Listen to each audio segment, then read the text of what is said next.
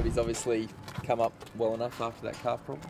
Yeah, look, he was really close in the last game. We just made sure we took the risks out of the decision and left him out for that game, and he's right to go.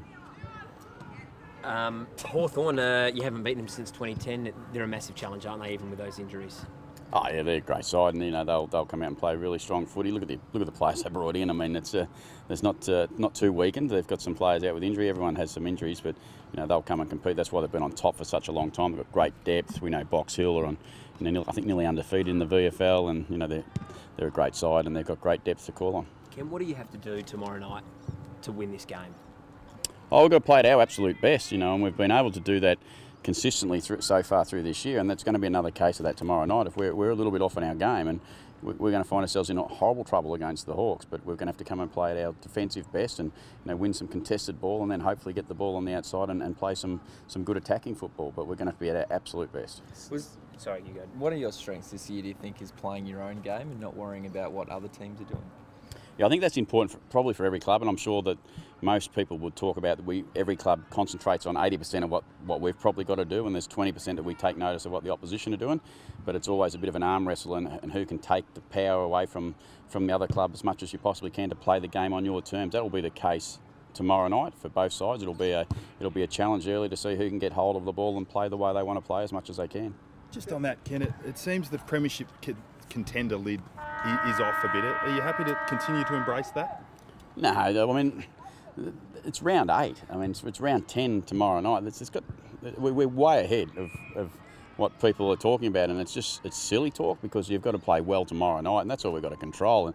And my comments have been, why not at the right time? But we know that it's got about round 10 hard work, and at the end of the year, this will be the same message. I said it all last year, and I said last year at the start of the year we weren't going to set any limits on our group, and we're not setting any limits on our group this year either. We're giving ourselves the best chance to do as well as we possibly can. Do you have to protect the players a bit from the height they can, or are they pretty much grounded? No, they're fine. Internally, we're okay. There's no problems internally. We know how hard and how tough this competition is. Externally, we can't control it. All we can do is know that internally we're working as hard as we can from day to day to give ourselves the best chance to compete well in the next game we play. This is the first time in a long time that you've gone in as favourites against Hawthorn, or anybody's gone in as favourite against Hawthorn. How does that sit with you? Having had that little part of me that likes to have a little punt every now and then, not on football, yeah. I know it's risky.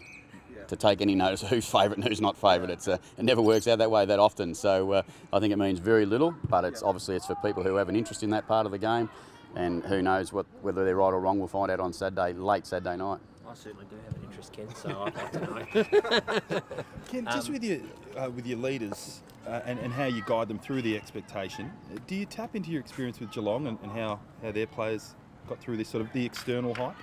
Oh no, not so much. I mean, we tap into our own experiences, and we tap into what we can control, and that's this is a really good group, a really level group of players who know that there's no good worrying about what other people are talking about. They just know that they have to worry about what we do well from day to day. And I say it all the time in these conferences, is that we just need to turn up and make sure, like we did this morning, train really well, give ourselves a chance to come out and compete really well tomorrow night. And at the end of that, hopefully at the end of that, we get another win. And that'll put us in a position that we need to be in to keep improving our season. That's what we're worried about. Ken, I know you don't want to get too far ahead of yourselves, but if you keep banking up the wins, will you be in a position where you can start to bring in some players from the fringe just to rotate the squad a bit, give blokes a spell that might need one, the younger players in particular? Look, it's not even something I've even put any time to think about, to be honest. Competition says before anything else, you've got to win 12 or 13 games to actually qualify to play any finals. I think we're at 7. We're just over halfway to doing something like that. There's so many clubs in the competition right now who are still thinking and hoping that they're going to be participating in finals, and that you just can't afford to take your eye off the ball.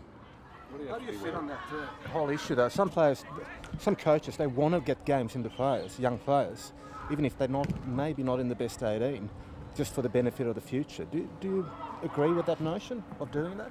Oh no, you pick your best team. We pick our best team, and we like to try and play young players like anyone, but we also like to play our older players. We like to play. Yeah. We like Dom and Kane playing as much as we like, Jarman Impey playing. If they're in good form and they deserve their spot in the side, they should get selected. Yeah.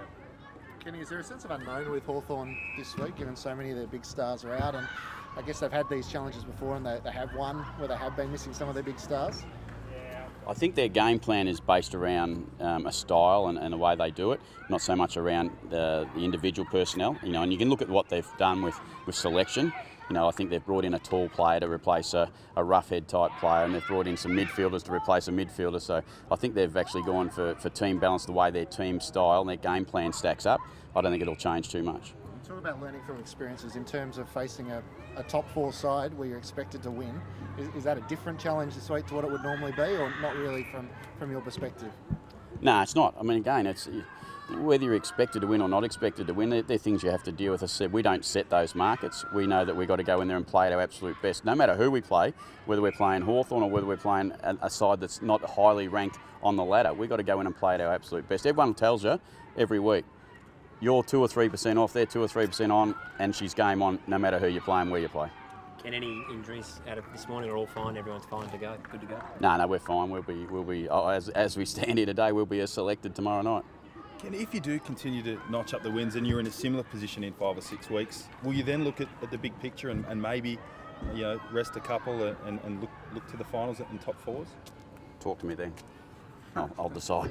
Right now, I'm not going to talk about it. I'm going to talk about tomorrow night. I'm going to talk about beating Hawthorn and playing our absolute best football if we possibly can. What's the most dangerous part about Hawthorn?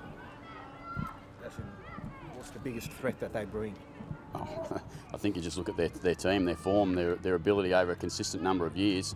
Now, along with Geelong, they've since 2008 when they beat Geelong, they've been up amongst it. They've played in 2 or 3 grand finals. You know, they've won another premiership. Their threat is that they're just a great football club, and we just got to be absolutely at our best. And we say publicly that we're trying to become something along the lines of the Hawthorns, the Geelongs, the Sydneys of the world. We want to be that at some stage. We've got miles to go. Coming off the back of the bye, have you seen the response you expected from the playing group? You said you trained them pretty hard on Sunday. I guess the chance to freshen up and give them a few days off. Have you seen the rejuvenation which you would have hoped after having a week off? Yeah, well, they're certainly a bit fresher. There's no doubt about that, but that doesn't really count for much. They haven't played a game of football, so in that weekend off, they've had a good, strong... They trained really hard Sunday, had a really strong session Wednesday and a real short, sharp session this morning.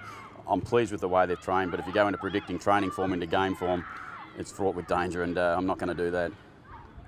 Thanks, Ken.